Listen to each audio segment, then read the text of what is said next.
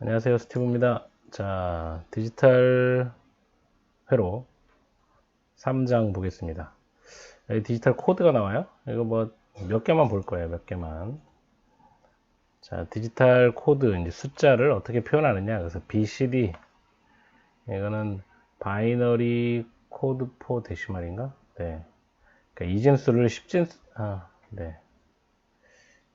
그러니까 이진수를 10진수, 1부터 9까지만 이진수로, 0부터죠. 0, 0, 0, 0부터 이렇게 해서 9까지.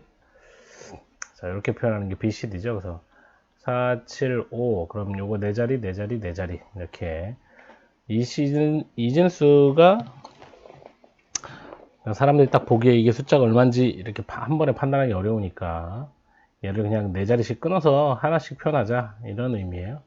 0100, 0111, 0101. 자, 이렇게 쓰면 BCD로 표현하는 475 이렇게 되죠. 그래서 이렇게 4, 7, 5 이렇게 표현하는 게 BCD. 그래서 BCD 같은 경우는 9까지만 씁니다. 이진수 9까지만 쓰고 뒤에는 사용하지 않아요. 그 다음에 3초각 코드는 원래 있는 바이너리에다가 플러스 3을 해서 표현하는 거죠. 그 다음에 다양한 이진 코드 있고 그레이 코드 있고 에러 검출이 있고요. 0숫자 코드, 이건 뭐 아스키가 되겠죠. 네, 이런 코드들이 있습니다. 자, BCD 같은 경우는 바이너리 코드드 데시멀 코드네요. 네. 2진화 10진이라고 우리가 부르죠. 그래서 9까지만 존재합니다. 9까지. 그래서 한 자리를 이진수 4자리로 표현하는, 네, 그렇게 해서 이렇게 쭉쭉쭉 표현되는 것이죠. 그래서 딱 보면 숫자를 빨리 파악할 수 있는 장점이 있죠. 장점이 있지만 자릿수가 커진다는 단점도 있죠. 왜냐하면 19 이러면 원래 4자리만 갖고 표현할 수 있잖아요. 4자리만 갖고 표현할 수 있는데 이렇게 하면 8자리로 표현을 해야 되니까 5자리로 해야 돼요. 5자리로 할 수 있는 걸 8자리로 해야 되니까 자릿수는 확 늘어난다. 컴퓨터 안에서는 사용하는지 안 하는지 명확히 잘 모르겠습니다. 저도. 네, 이런 코드 표현 방식이 있다라는 거죠. 자, BCD의 덧셈은 요거는 네, 그냥 뭐 알아두시면 돼요. 자, 이게 자릿수가 넘어가지 않으면 그냥 더하면 됩니다. 6하고 3을 더하면 9 이렇게 되죠. 자, 42, 27 더하면 이렇게 하면 9가 되고요. 이렇게 하면 6이 되니까 잘 더해집니다. 근데 이렇게 계산 결과가 BCD 코드를 벗어나는 경우, 이제 9를 초과하는 경우에는 6을 더해준다.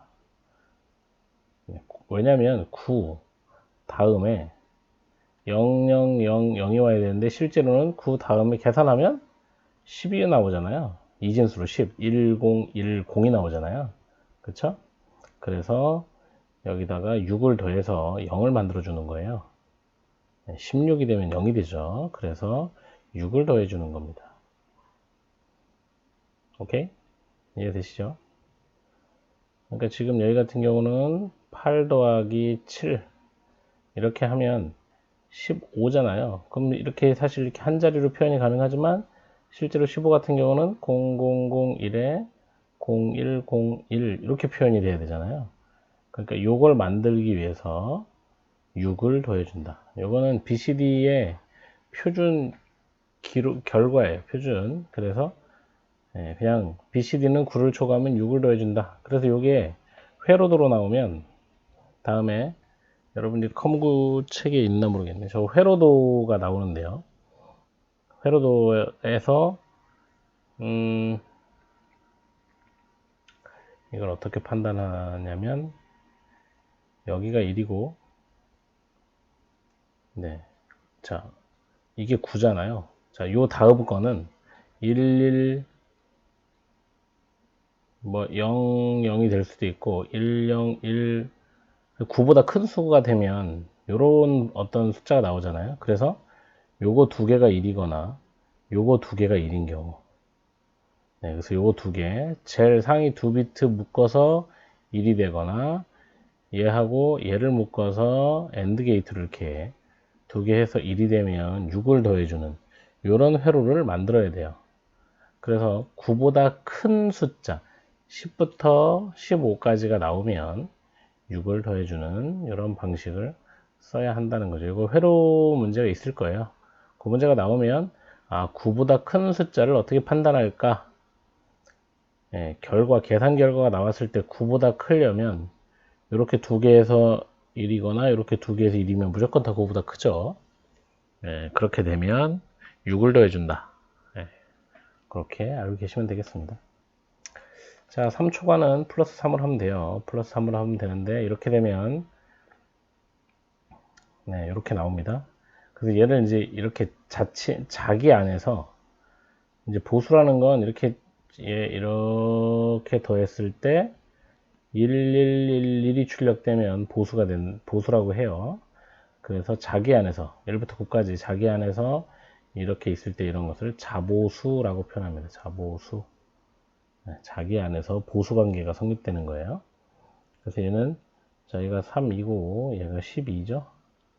얘는 11이고 여기는 4죠. 그래서 쫙 서로 더하면 제일 앞에와 끝을 더하면 다 1111이 됩니다. 이런 건 자보수라고 해요.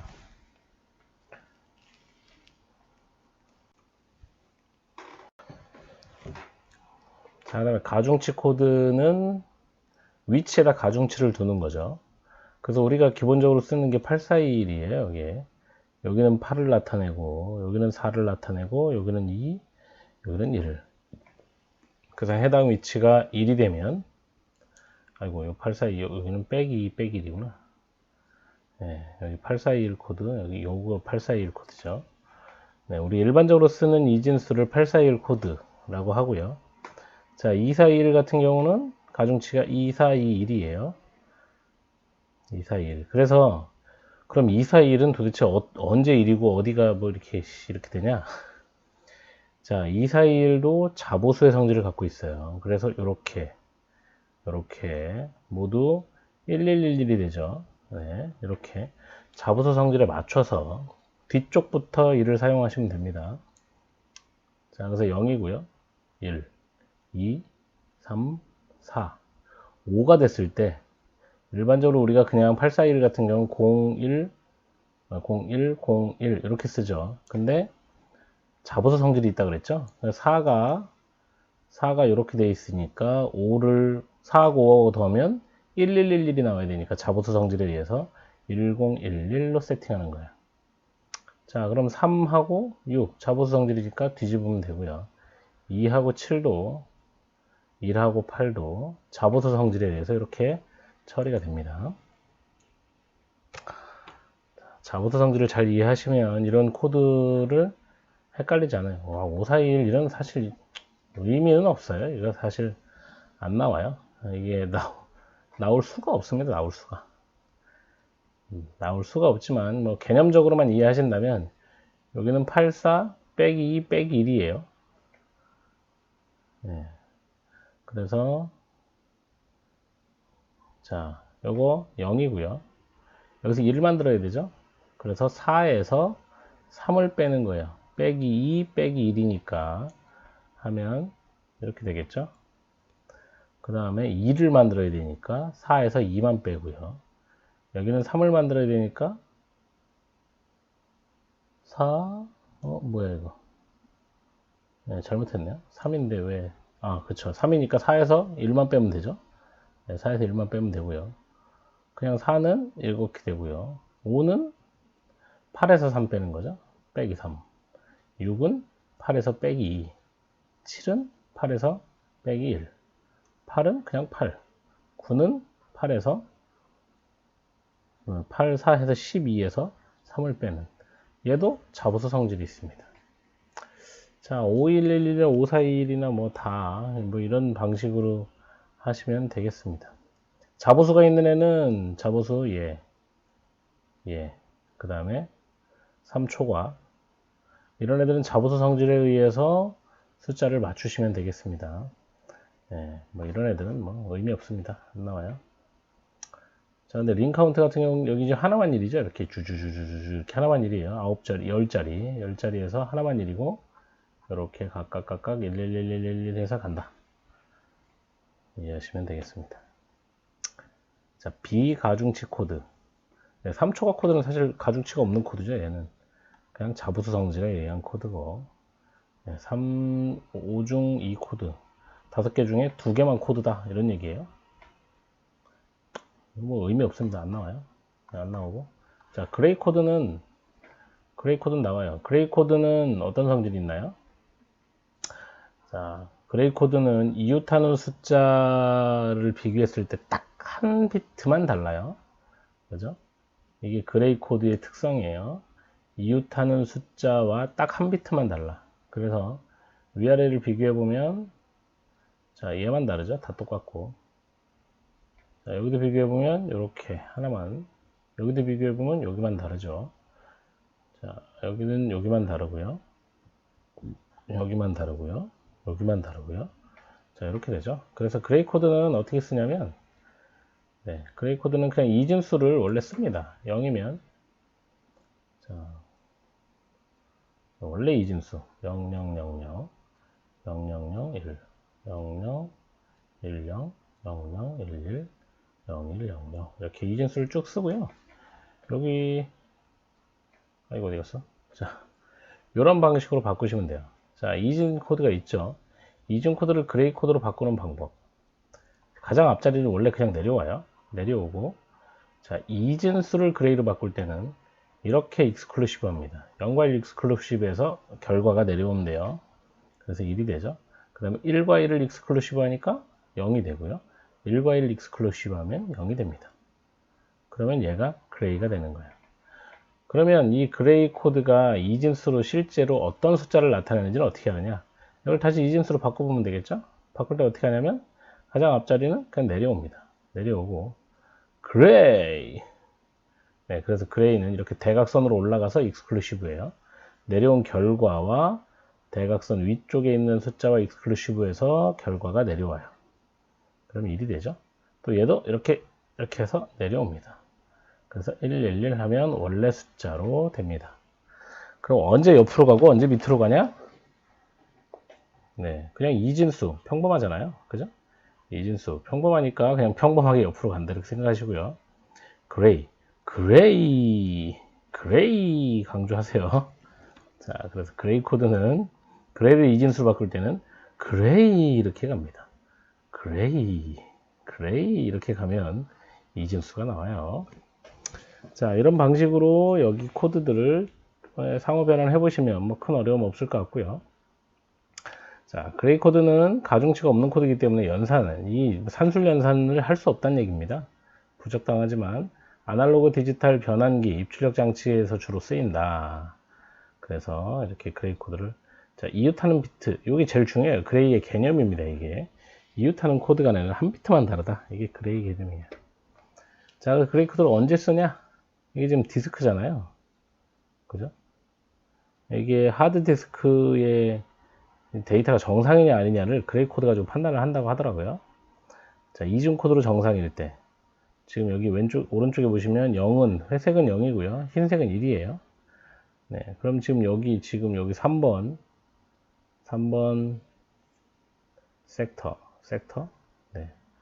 자, 3번 섹터의 경우에는 0011 이렇게 숫자로 표현할 수 있겠죠? 네, 숫자가. 자, 얘를 근데 그레이로 표현하게 되면 이렇게 표현할 수 있다는 거죠. 자, 0010 이렇게 표현할 수 있어요. 근데 자, 이렇게 되는데 0111 값을 갖고 있으면 오류다 이런 얘기죠. 에러. 네, 원래 3이어야 되는데 지금 숫자가 7이 돼 버렸으니까 에러. 아, 이건 저도 근데 사실 무슨 개념인지 잘 모르겠습니다. 이거 한빛 미디어의 그 책 중에 이걸 예제로 드는 게 나와 있나 봐요. 예. 그래서 제가 한빛 미디어 책은 없고, 예. 혹시 책 있으신 분은 뭐 설명 한번 보시면 좋을 것 같긴 합니다. 네. 아직 그레이 코드를 뭐 적용하는 문제는 아직 안 나왔는데 나올 것 같지는 않아요. 네. 나올 것 같지는 않고 그냥 이런 개념이 있다 정도만 아시면 되겠어요. 자, 페리티 비트는 짝수 페리티가 있고 홀수 페리티가 있어요. 자, 이 페리티는 데이터 플러스 페리티 비트 한 비트를 포함해서 1의 개수를, 짝수 페리티는 1의 개수를 짝수로, 홀수 페리티는 1의 개수를 홀수로 세팅하는 거예요. 자, 데이터가 A야. 그러면 자, 여기 65인가 보네요. 65. 아스키 코드 65가 대문자 A예요. 짝수 페리티는 또 앞에 붙었어. 원래 뒤에 한 비트가 붙는 거예요. 뒤에 한 비트가 붙는데 현재 1의 개수가, 대문자 A 같은 경우는 1의 개수가 짝수잖아요. 그럼 페리티는 0을 붙여요. 자, B는 1의 개수가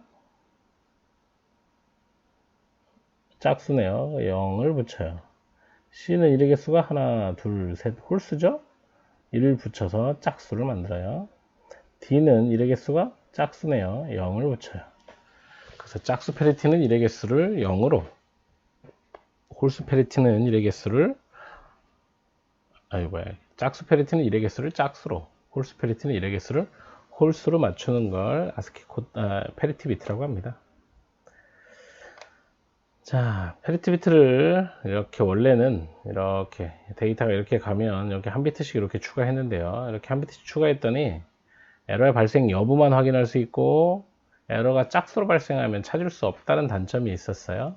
그래서 이거를 세로로 이제 데이터 블럭을 이용해서 이만큼을 보내야겠다 이렇게 해서 이만큼 보내야지. 그래서 가로 세로에 페리티를 같이 붙이면, 이렇게 같이 붙이면 어디서 딱 한 비트만 에러가 났을 때 어디서 에러가 났는지를 찾을 수가 있어요. 가로 세로 교차점을 딱 찾으면 되니까, 여기 에러, 여기 에러네. 그럼 두 개 딱 교차되는 요 지점이 에러구나. 그래서 얘를 수정하면 됩니다. 어차피 0과 1은, 이진수는 0 아니면 1이잖아요.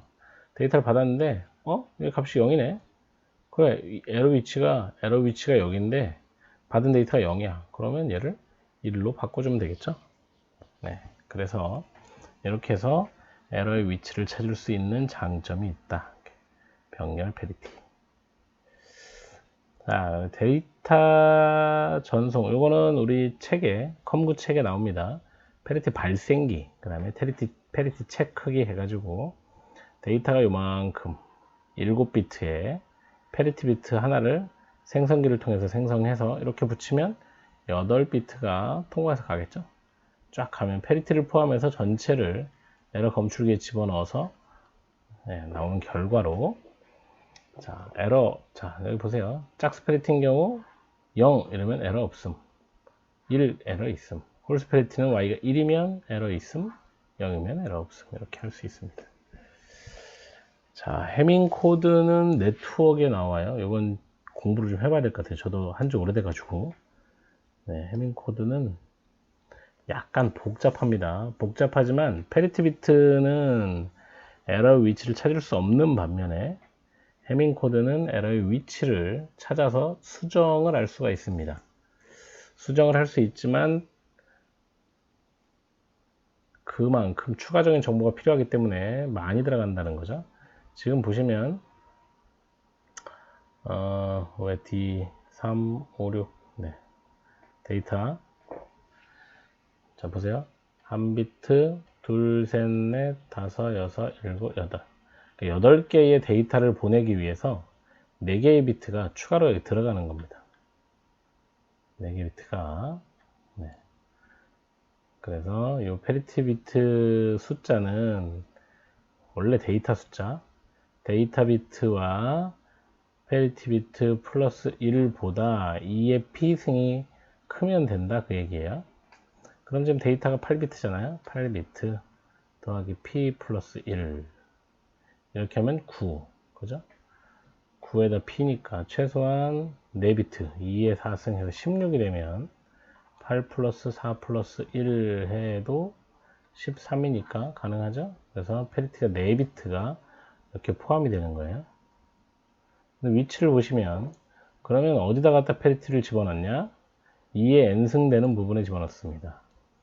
2의 0승 되는 부분, 2의 1승, 2의 2승, 2의 3승 되는 부분에 페리티 비트가 들어가요. 이렇게 4, 8. 그리고 나머지 데이터가 이렇게 차례대로 8비트가 쭉 들어갑니다. 자, 이걸 가지고 이제 페리티를 만들어내는 거예요. 자, P0 부분은, 이제 첫 번째 페리티는 3, 5, 7, 9, 11. 뭔지 아시겠죠? 3, 5, 7, 9, 11. 원래 데이터가 어디까지 있어요? 12까지 있죠? 이 중에서, 자, 요 첫 번째 거는, 나 빼고, 3, 5, 7, 9, 11. 이렇게 돼요.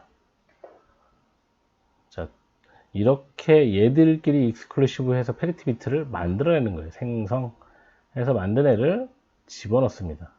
그러면 3, 5, 7, 9, 11을 페리티 익스클루시브 하면 1이 두 개 있네요. 0 나오겠네요. 0.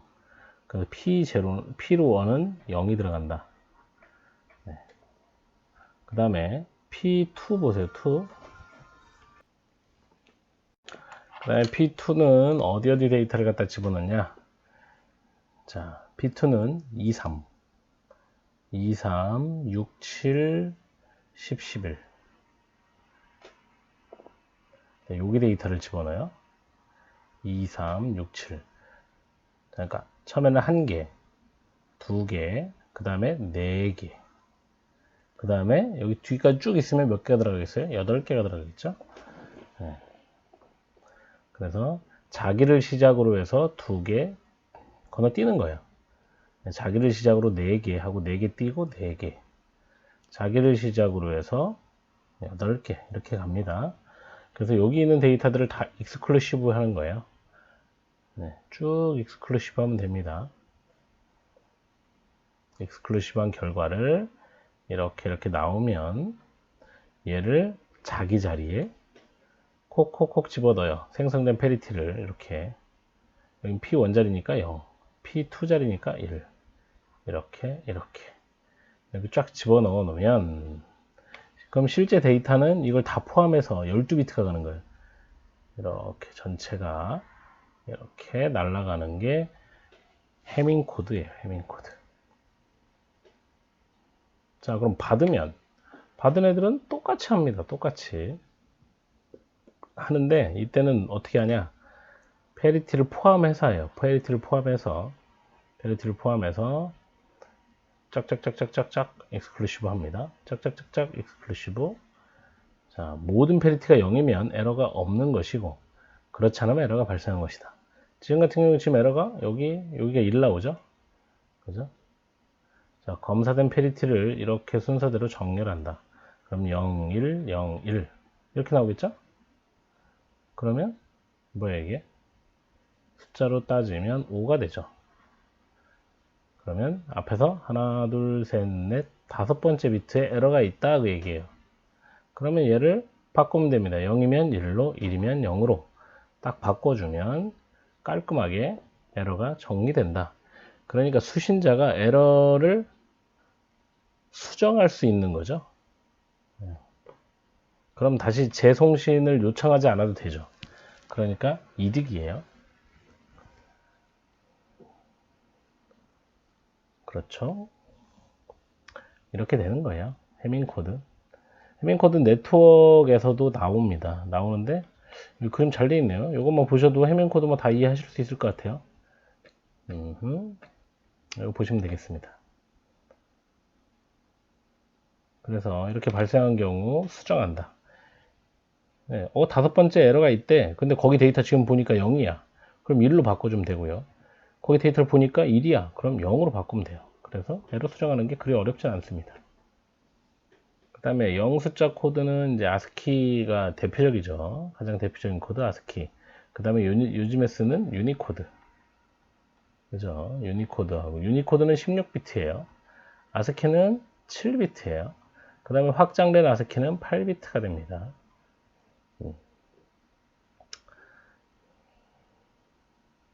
자, 그래서 7비트가 있는데 0부터 4, 0, 1, 2, 3까지 4비트는 디지트 비트라고 하고요. 그 다음에 여기 존 비트가 있고요. 그 다음에 페리티. 그 8번째 비트는 페리티 비트.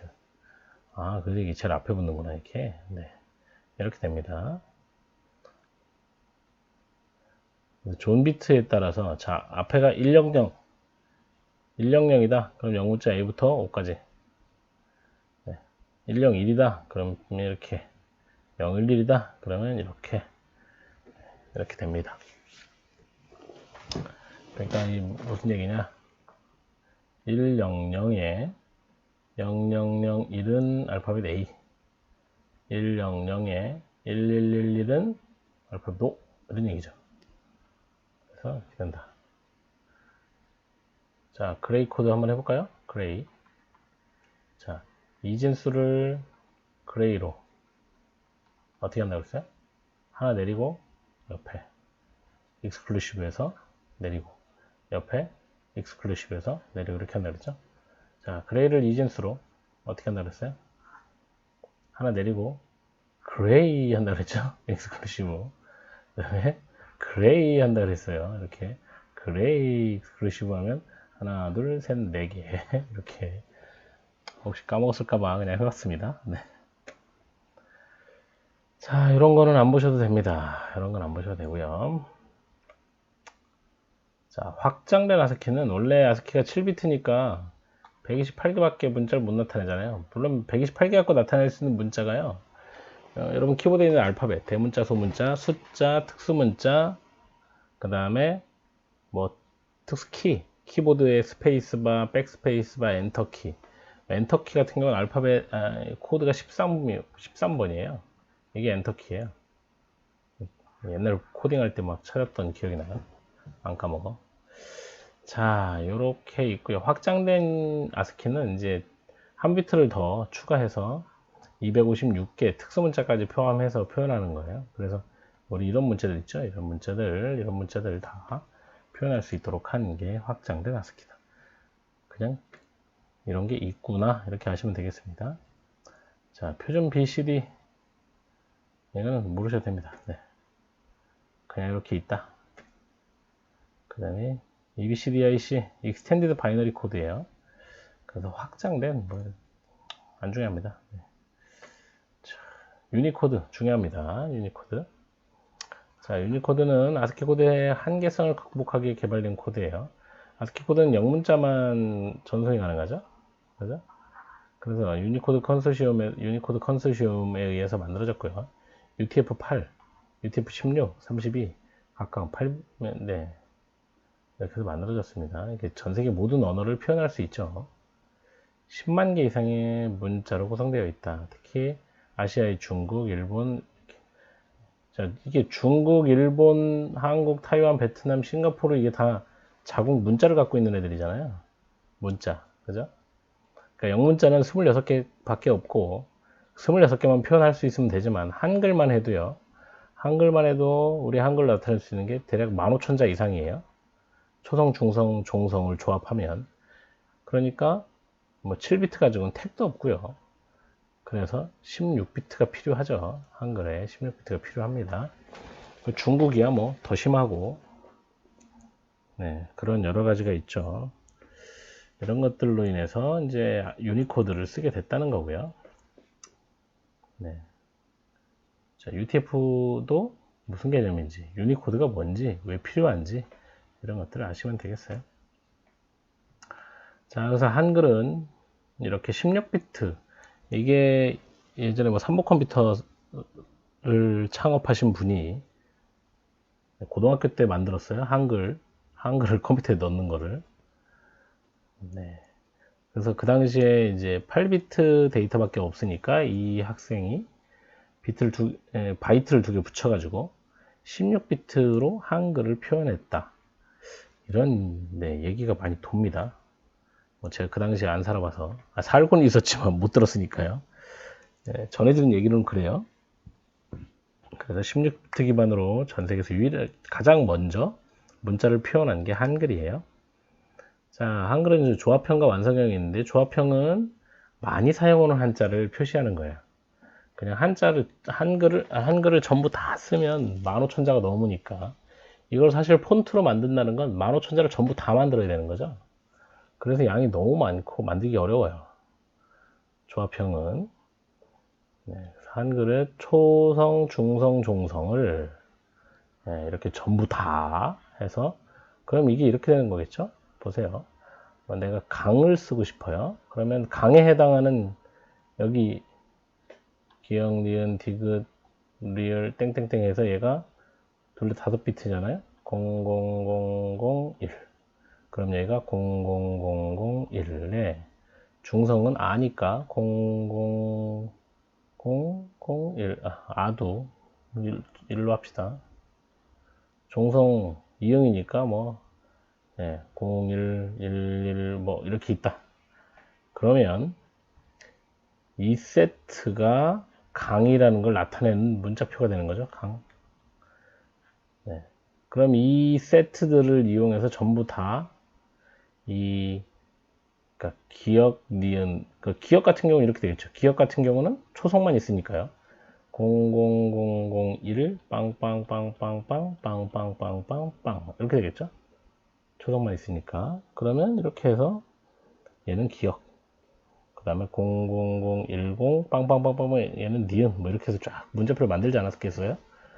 그러면 이것에 해당하는 폰트를 전부 다 표현을 해서 우리가 해당하는 코드를 땅 쳤을 때 그 글자를 화면에 딱 표시해 줘야 된다는 거죠.